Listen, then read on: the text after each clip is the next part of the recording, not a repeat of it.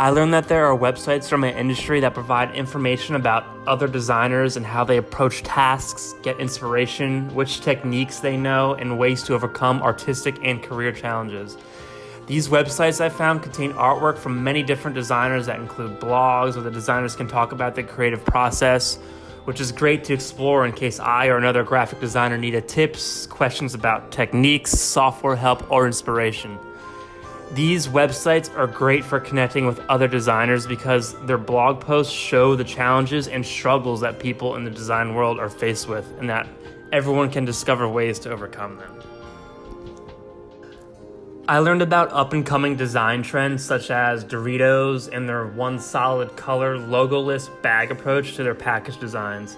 Also, designers are moving towards working with paper more instead of plastic for packaging. This shows that my industry is moving towards a more minimalistic and eco-friendly approach to design in order to fit the world's expectations. With new programs coming out like ProofHub and Adobe Capture, combined with the development in other industries such as 5G and the age of no-code, I've learned that working in the graphic design world will become faster paced, less code involved, and more mobile friendly in years to come.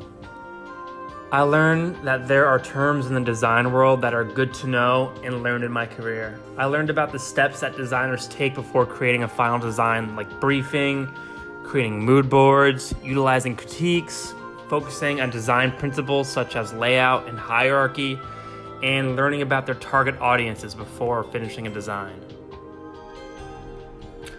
I learned that my industry has designer-oriented networking sites, communities, and events, whether they be online or in person at a small or large gathering that I can involve myself in to help me gain connections and find mentors in my field.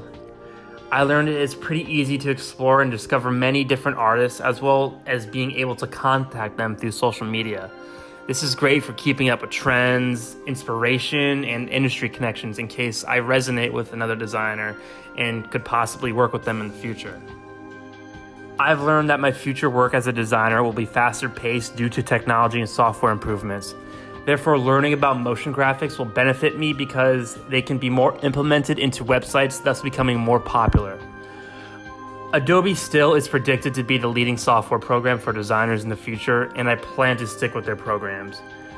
My industry will be catering to younger generations and new trends such as logo-less advertisements and packaging, showing design is moving towards a minimalistic era, as well as moving towards an environmentally friendly way of packaging for sodas, food, soaps, etc., in order to be mindful for the future of our Earth.